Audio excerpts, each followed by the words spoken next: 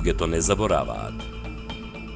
До вчера Признавте 150.000 косовски албанци кои во Република Македонија на кои им дадовте вие државјанство. Кои прогласуваат за бугарски ас и кои полагаат толку големи надежи во вашата победа во Република Македонија. Видите само еден човек кој многу сака да дојде на власт. Вие веќе ја поделивте Македонија. На кој има потребно по шише виски дневно и после се трезва со Бранко Каин. Не сум користел услуги на психијатри, на гатачки и бајачки. Нашата влада беше таа која постои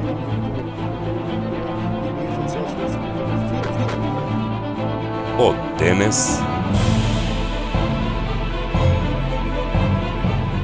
И затоа што гледаме дека луѓето во Македонија лесно се манипулираат. што повеќе претеравте